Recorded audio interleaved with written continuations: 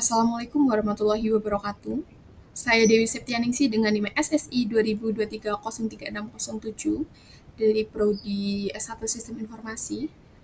Kali ini saya akan mempresentasikan jawaban UTS Sistem Penunjang Keputusan, di mana ini merupakan penyelesaian dari persoalan atau studi kasus yang ada pada soal, yaitu mengenai pemilihan mahasiswa berprestasi.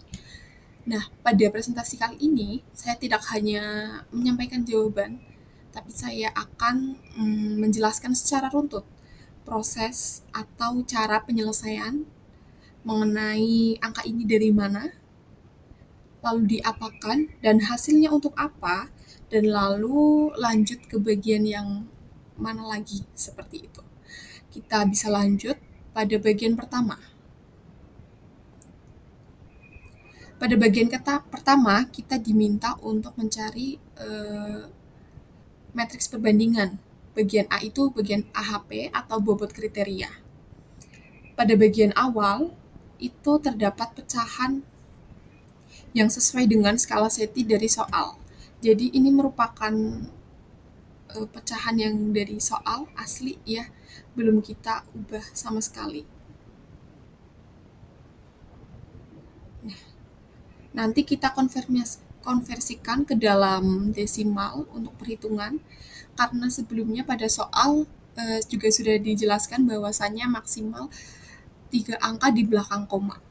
Jadi semuanya bilangan pecahan ini kita ubah keseluruhan menjadi desimal untuk mempermudah perhitungan juga. Jadi kita konsistensikan semuanya menjadi 3 angka di belakang koma, menjadi ribuan. Seperti ini. 3.000, 1.000, 5.000, 7.000, dan seterusnya. Lalu kita lanjut untuk bagian selanjutnya, hitung jumlah tiap kolom. Elemen ini berasal dari langkah 1, yaitu matriks desimal yang sudah kita buat. Misalnya, kolom C1. C1 ditambah dengan kolom 2, ditambah dengan kolom 3. Dan selanjutnya ditambah dengan kolom 4. Nih, ini merupakan kolom ke bawah ya, 1000, 0,333, 0,200. Nah, dari sini ke bawah masuk ke dalam kolom. Lalu kita jumlahkan untuk menghitung jumlah tiap kolomnya ya.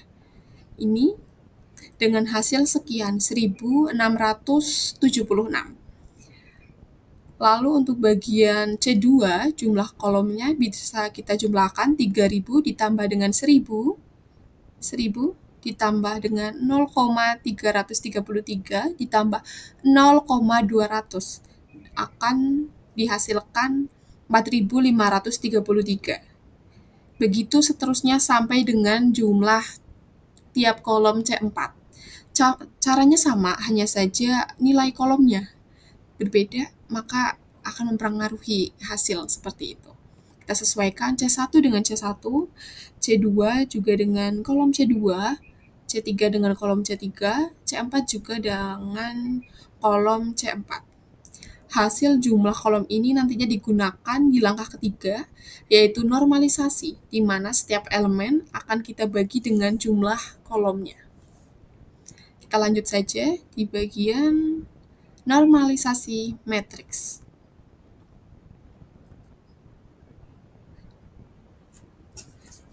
Nah, untuk bagian selanjutnya ini, normalisasi matriks, itu dengan cara setiap elemen dari langkah 1 dibagi dengan jumlah kolom dari langkah 2. Kita masuk saja. Nah, ini dari mana sih 0,597? Nah, kita langsung cari aja nih. Saya perkecil ya. Itu dari hasil kolom. Ini Sama saja dengan ini sebenarnya. Ini sama dengan ini.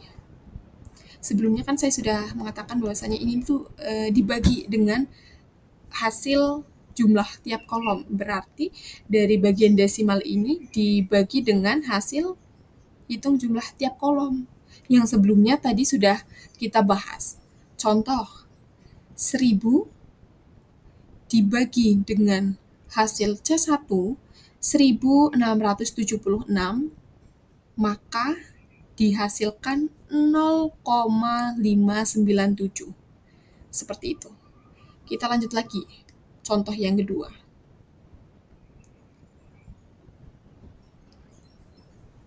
3000 C2 ini. 3000 dibagi dengan C2 ini.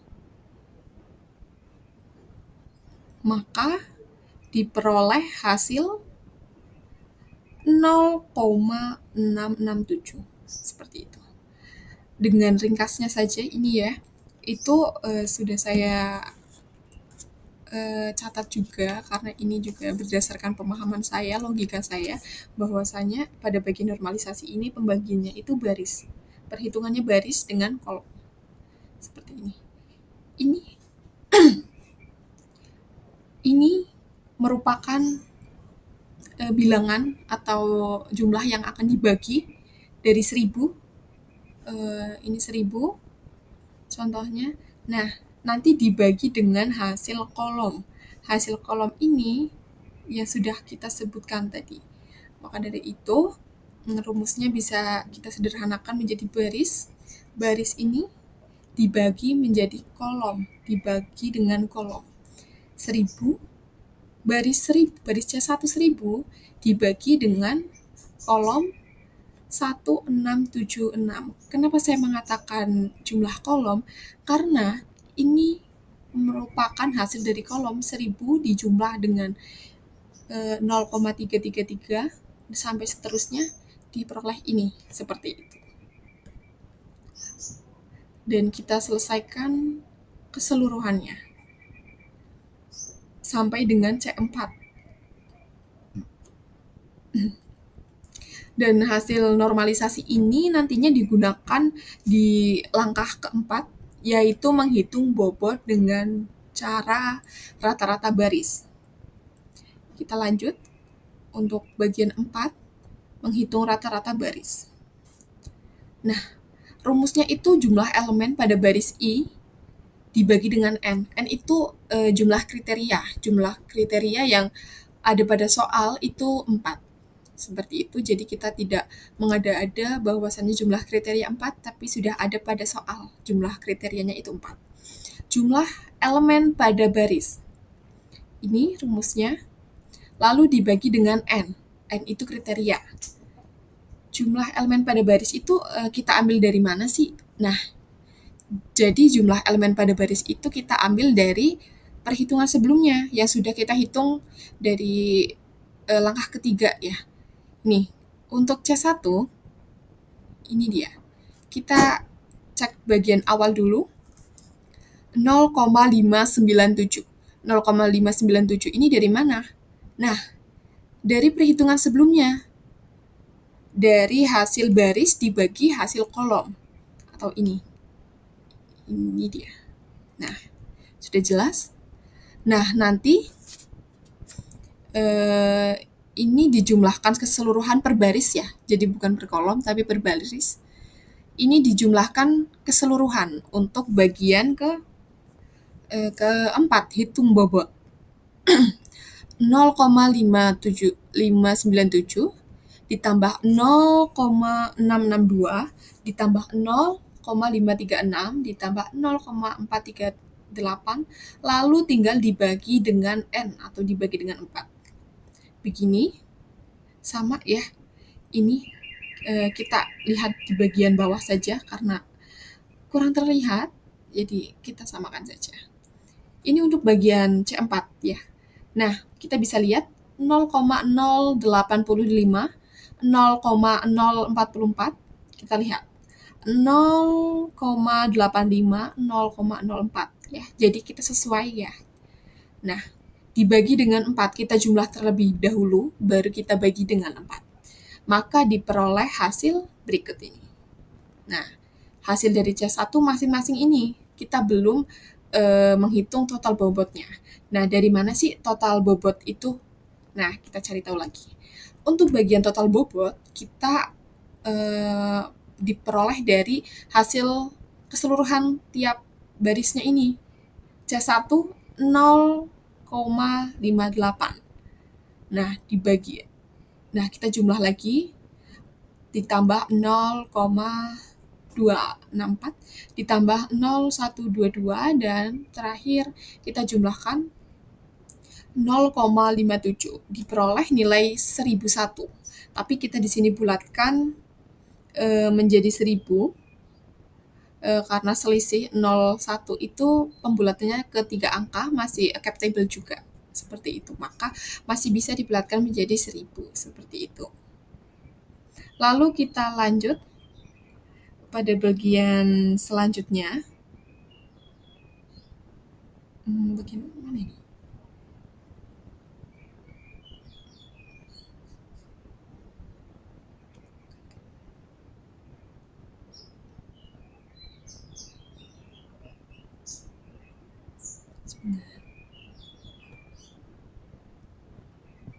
Kita masuk ke kita masuk ke uji konsistensi atau hitung Xmax, lambda maksimal, C1, CI, dan CR juga. Lalu langkah awal yang harus kita selesaikan atau kita bahas nih pada bagian ini, kita pakai rumus elemen matriks dikali bobot kriteria. Kita coba ya hitung pada bagian ini. Bobotnya dari langkah 4 ya. Kita ambil dari langkah 4 sebelumnya. Ini 1000 kita ambil dari mana, teman-teman? Nah, ini 1000 kita ambil dari sebelumnya yang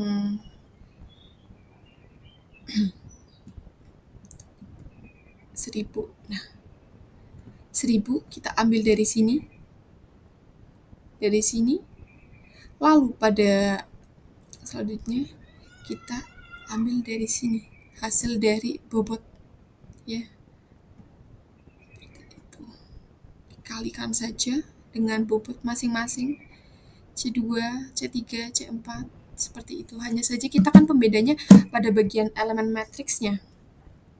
Pada bagian elemen matriksnya ini 01 baris 01 berarti kita bukannya 01. Kita catatnya 01. Barisnya kita ratakan semua. Ini merupakan hasil bobot kriteria pada tahap keempat. Sebelumnya kita sudah bahas berkali-kali pada bagian bobot memang banyak sekali digunakan secara runtut. Nah, ini juga. Ini C2, bobot C2, bobot rata-rata ya masuknya. Ini C3, C4, lalu kita jumlahkan, dikalikan, lalu setelah dikalikan, baru kita jumlahkan, dan kita peroleh hasil seperti ini.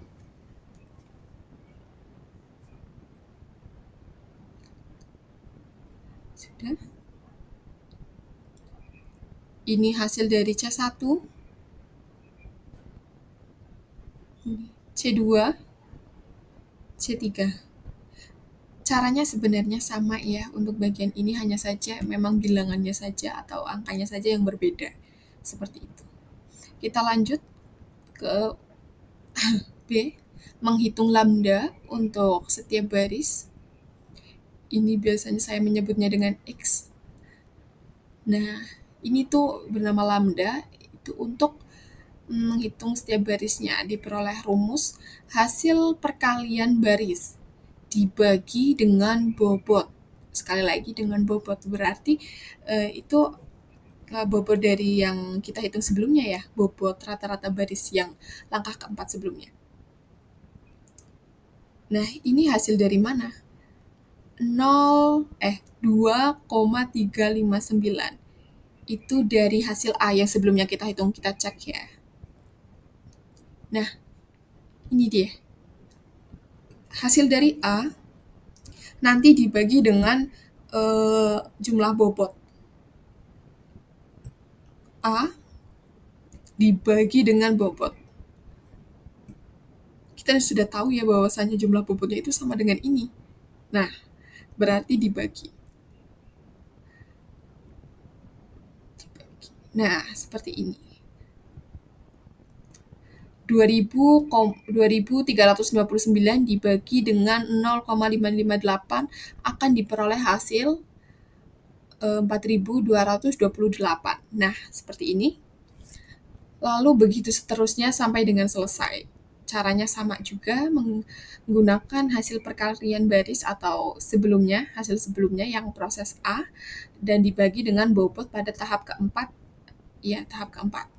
Lalu kita cari nilai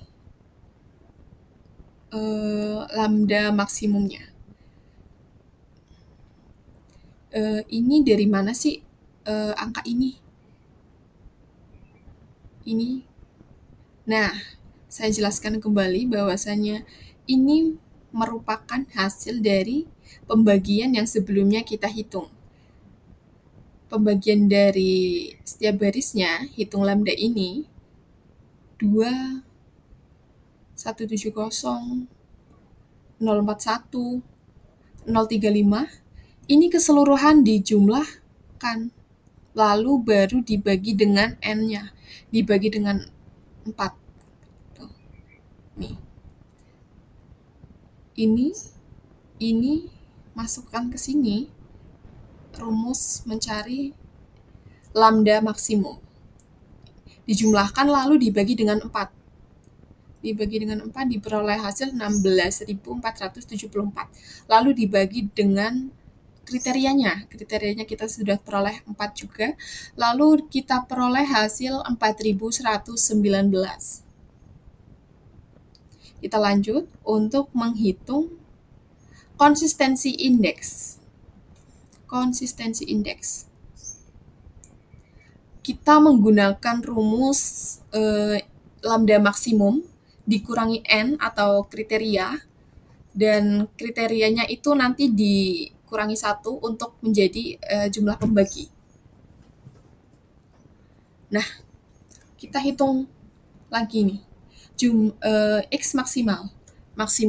Kita sudah menghitung sebelumnya bahwasannya X maksimumnya itu sudah kita peroleh, sudah kita hitung, yaitu 4119. 4119 dimasukkan ke dalam sini. Nah, N ini diturunkan 4. 4119 dikurangi 4. Lalu kita masukkan juga N dikurangi 1. N itu 4 dikurangi 1. Berarti 4 dikurangi 1 sama dengan 3. Kita peroleh hasil 4119 dikurangi 4 dibagi 3 berarti ya. Jadi ini 0,119 dibagi 3. Diperoleh hasil 0,040. Seperti itu. Lalu langkah selanjutnya menghitung konsistensi rasio. Menggunakan rumus konsistensi indeks dibagi random index. Nah, random index ini kita ambil dari mana sih? Nah, setelah saya cari tahu lebih dalam lagi, ternyata random index ini sudah ada konsistensinya indeks SETI. Karena dari awal kita sudah menekankan ya bahwasannya indeks SETI. Nah, saya sudah mencari tahu bahwasannya IR dari tabel SETI untuk N4 nilainya itu 0,90. Namun kita kan menggunakan 3 angka di belakang koma. Jadi menggunakan 3 angka ya. Yang sebelumnya 0,90 menjadi 0,900. Seperti itu. Nah, IR-nya kita CI atau konsistensi indeks kita tadi sudah menemukan ya pada tahap sebelumnya. Ini hasilnya konsistensi indeks kita bagi dengan random index. Nah, jadi 0,900 ini tidak perlu dipertanyakan lagi karena kita sudah tahu dan kita sudah mencari tahu bahwasannya itu sudah ada dalam tabel random konsistensi indeks SETI pada tahun 1980. Nah, pada bagian N4 atau kriteria 4 itu sama dengan 0,90. Nah, kita bulatkan menjadi atau kita samakan satuannya menjadi ribuan ya, 3 angka di belakang koma menjadi 0,900. Nah, cukup jelas ya dari mana asal 0,900 ini.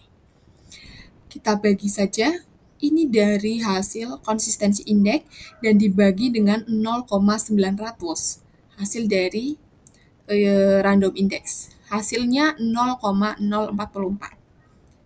Kita lanjut. Nah, sebelum dilanjut ya, hasil konsistensi ratio ini itu nanti digunakan di langkah ke-6, yaitu untuk menentukan apakah matriks kita itu konsisten atau tidak. Seperti itu. Kita lanjut pada tahap selanjutnya. Nah, ini yang sebelumnya saya bahas. Interpretasi konsistensi. Sebelumnya kita sudah mencari ya nilai-nilai dari lambda maksimum. Lambda maksimum diperoleh hasil 4119. Konsistensi indeks dengan jumlah 0,040 dan CR atau konsistensi ratio 0,044. Dengan kriteria konsistensi ratio kurang dari 0,1. Dan maka dari itu, kalau misal konsistensi ratio kita 0,044 kurang dari 0,1, maka dikatakan konsisten seperti itu.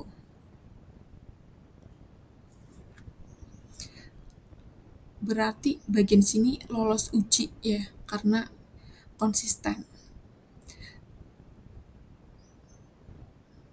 Lalu kita lanjut untuk bagian WP. Nah, sebelumnya dari langkah yang keempat yang banyak sekali kita gunakan atau menghitung bobot ya, bobot baris, jumlah bobot yang kita hitung, bobot rata-rata. Bobot rata-rata kita masukkan juga ke dalam bagian WP ini. Kita bahas satu persatu. Pada bagian WP ini, kita gunakan bobot dari AHP. Nah, yang sebelumnya saya bahas tadi. Ini merupakan dari hasil sebelumnya. Ini juga.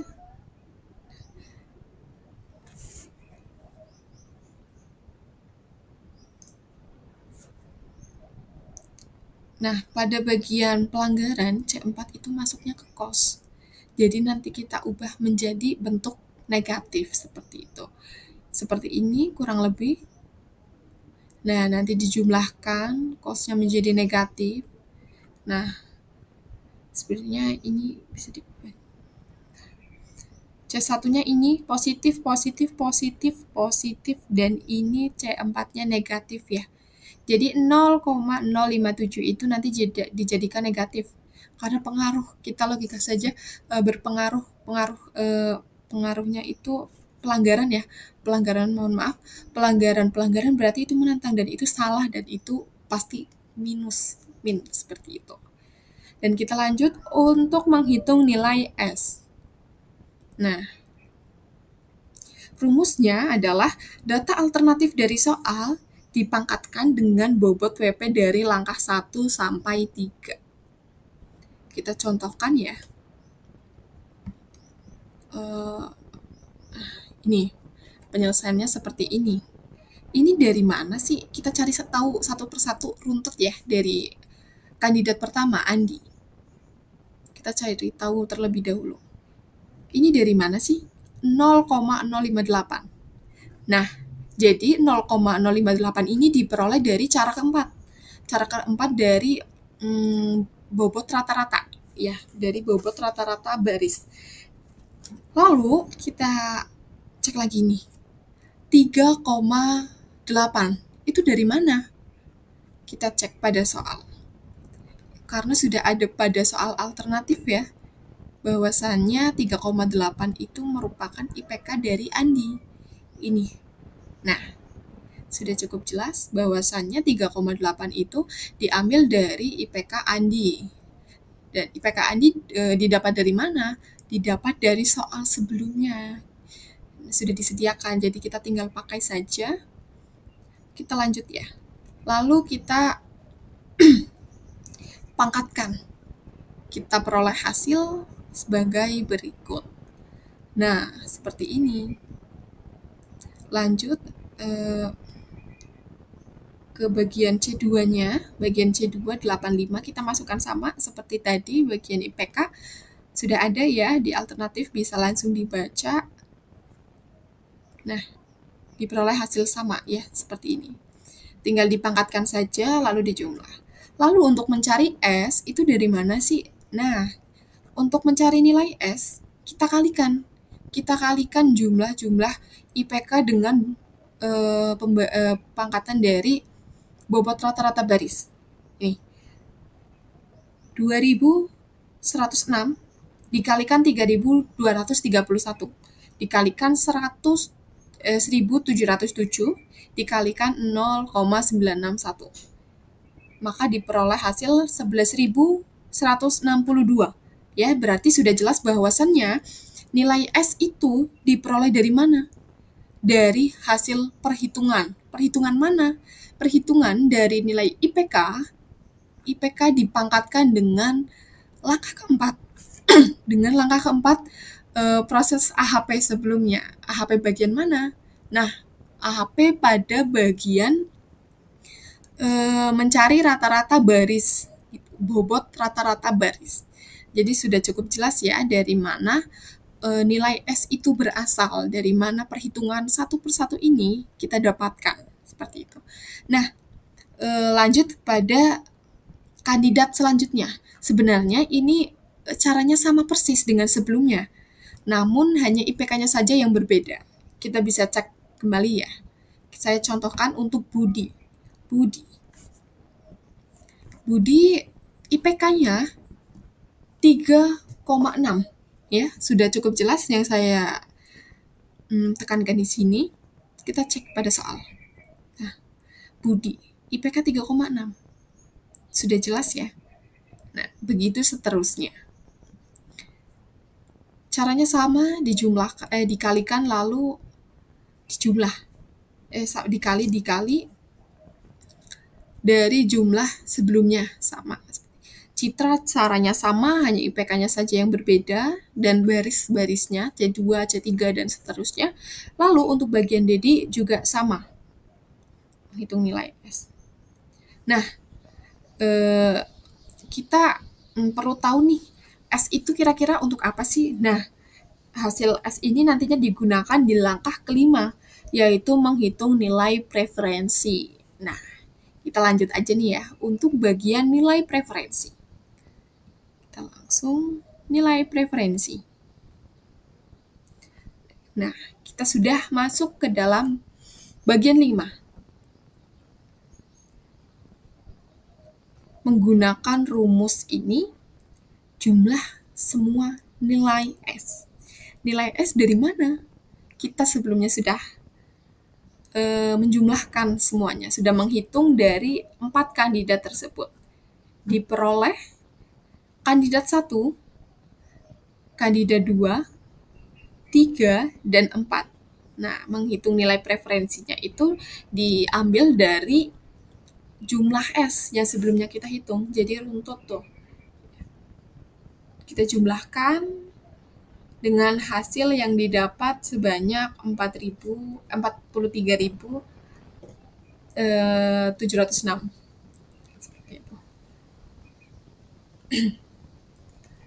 Lalu ini tabelnya ya. Ini untuk mempermudah sebenarnya alternatifnya. Ini nilai S sebelumnya. Nah, ini kita untuk menghitung nilai preferensi ya. Kita menggunakan bilangan, kita turunkan sedikit. Nah, karena ini merupakan nilai S dari kandidat 1, ini 2, ini 3, ini 4. Nah, nilai S kita masukkan di sini untuk mempermudah. Nah, di sini. Lalu kita totalkan, dan sudah kita totalkan juga sebelumnya, mendapatkan 43.706.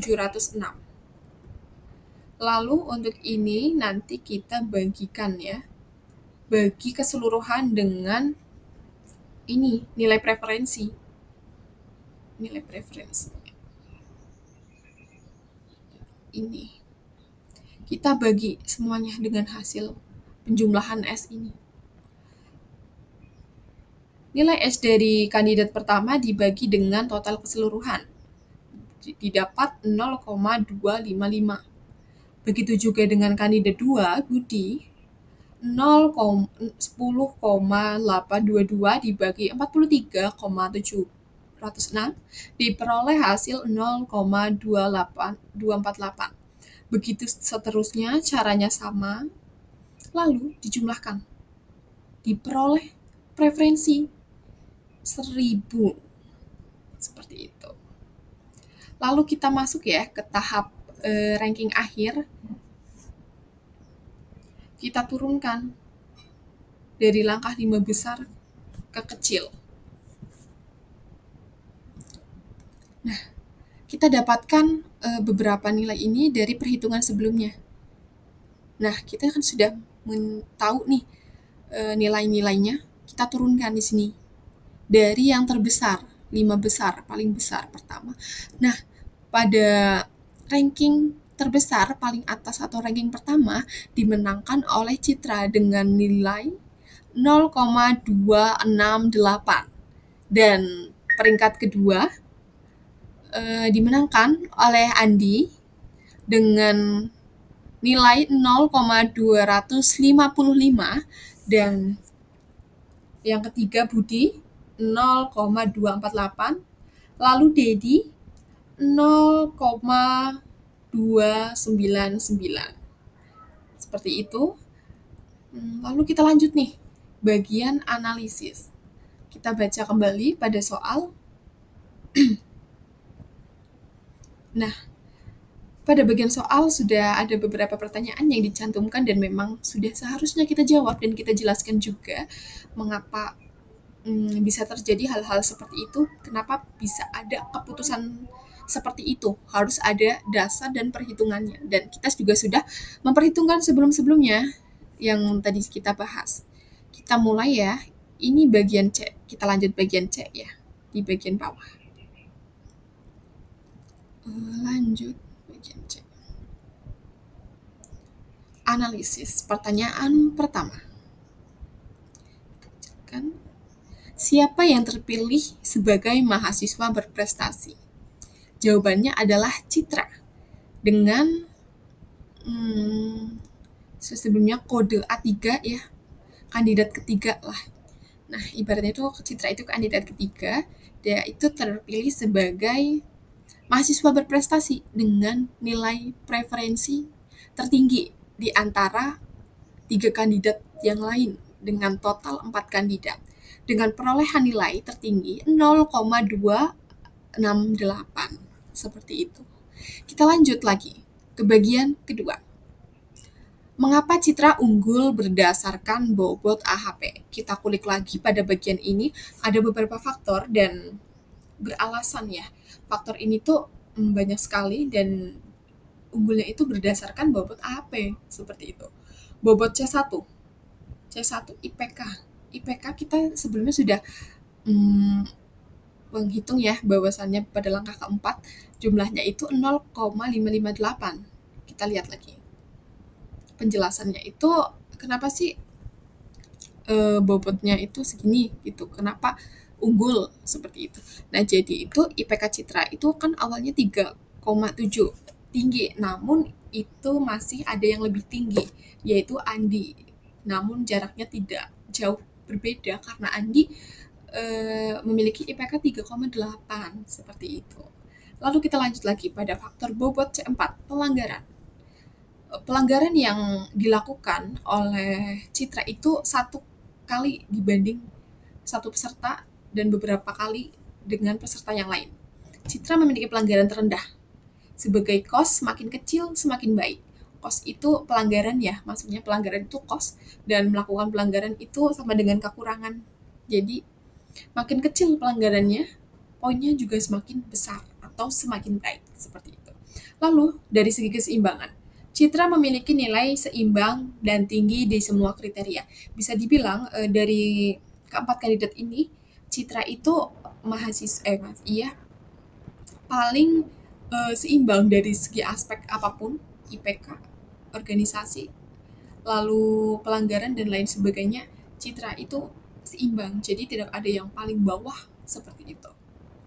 Nah, organisasi Citra itu memperoleh poin tertinggi di antara semua kandidat. Dari 4 kandidat tersebut, Citra memperoleh 90 poin dari organisasi.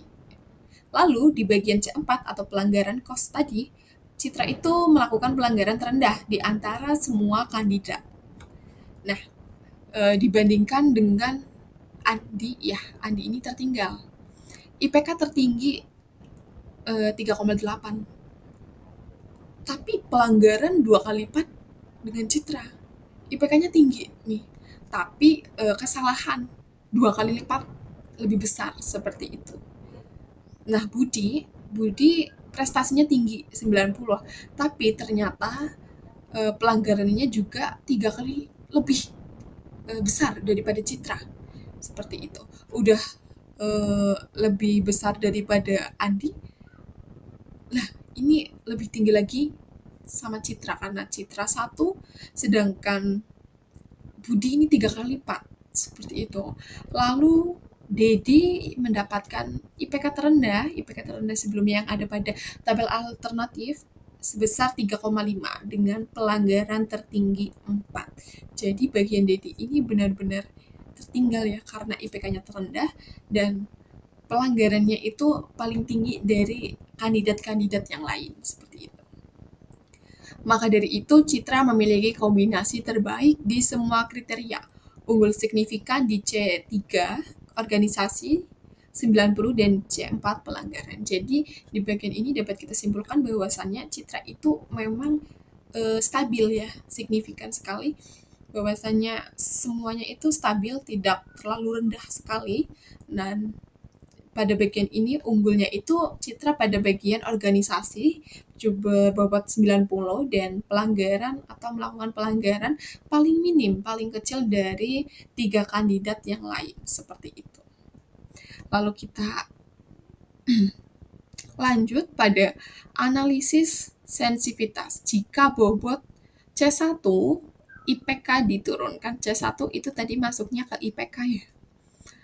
Jika IPK diturunkan, ini kita menilai beberapa kemungkinan ya. Jika bobot IPK-nya itu diturunkan. Dampak pada Andi, ini ada beberapa dampak karena kita perhitungkan juga kalau misal IPK-nya turun, apa sih yang bakal terjadi kayak gitu. Nah, apabila dampak pada Andi itu, Andi akan turun ranking nih karena keunggulannya hanya IPK 3,8. Seperti itu. Dan dampak pada Citra tetap atau naik karena unggul di C3 dan C4. 2 keunggulan. Nah, apabila IPK-nya turun, nanti akan tetap naik karena yang diturunkan itu IPK ya. Sedangkan Citra itu masih unggul di 2 dan itu tidak diturunkan. Maka poin pemberatnya itu masih sama, bakal tetap naik karena yang diturunkan adalah IPK, bukan C3 dan C4 seperti itu. Lalu apa sih dampak yang ada pada Budi nih kalau IPK-nya turun? Nah, Budi bisa naik ranking karena prestasi non-akademiknya 90 tinggi, seperti itu. Nah, dampak pada Dedi tetap di posisi bawah karena mendapatkan IPK yang paling rendah dari kandidat yang lain dan melakukan kesalahan atau pelanggaran terbanyak dari kandidat yang lain juga. Seperti itu. Cukup sekian. Ada lagi. Oh, mohon maaf, Pak. Lanjut ya. Kemungkinan perubahan ada lagi. Citra semakin kuat di posisi 1 dan Budi menyalip Andi untuk posisi 2. Kita bahas kembali di atas. Kenapa Budi menyalip Andi untuk posisi 2? Budi. Nah, kenapa sih si Citra bisa tetap kuat di posisi 1? Karena tadi yang dipersoalkan atau yang dipermasalahkan adalah C1 atau IPK, ya kan? Sedangkan Citra itu unggul di bagian C3 dan 4. Iya. C3 dan 4 itu tidak ada penurunan sehingga itu tidak mempengaruhi Citra, akan tetap unggul di bagian situ. Nah, kenapa Budi itu bisa menyalip Andi di posisi kedua di bawah Citra? Karena Budi itu nilai akademiknya itu lebih besar, 90, sebesar 90. Nah, sebesar 90 lebih tinggi daripada Andi. Maka bisa jadi Budi menyalip Andi nih untuk posisi nomor 2 seperti itu. Dengan bobot C1 turun, kriteria lain C2, 3, 4 lebih berpengaruh. Citra unggul di C3 dan C4, Budi unggul di C2. Seperti itu. Maka dari itu, apabila C1 turun dan kita punya timing ini, kita punya poin lebih besar di apalagi 2 poin ya. C3 dan C4 kita lebih besar. Nah, kita terselamatkan dengan 2 poin itu meskipun poin lain kita turun. Nah, kita unggul di 2 poin dan itu tidak dipermasalahkan. Jadi kita masih bisa mempertahankan pangkat tersebut seperti itu. Budi unggul di C2. Seperti itu. Mungkin hanya itu yang dapat saya sampaikan. Saya rasa sudah cukup jelas dan sudah runtut sekali ya kita bahas semua dari awal. Dari mana sih angka ini? Dari mana sih jawaban ini? Dan untuk apa? Tujuannya untuk apa?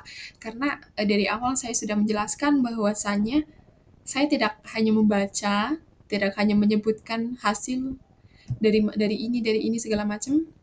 No, tapi saya juga menjelaskan runtut agar penjelasannya itu jelas, tidak melompat lebih jauh seperti itu. Penyelesaiannya jelas, runtut, mudah dipahami, dan saya rasa itu sudah memuaskan ya. Dan saya sudah menjelaskan sebisa saya dan semaksimal mungkin. Dan semoga bermanfaat untuk kita semuanya. Untuk saya, kalian, dan anak-anak atau mahasiswa lain yang membutuhkan pengajaran ini. Saya cukupkan. Ini hasil presentasi dari UTS saya dengan mata kuliah Sistem Penunjang Keputusan. Mohon maaf sekali apabila ada tutur kata yang kurang berkenan atau ada kesalahan pada penghitungan, karena kita juga sama-sama belajar dan saya sudah memaksimalkan itu. Terima kasih. Wassalamualaikum warahmatullahi wabarakatuh. See you. Terima kasih guys. Stop recording.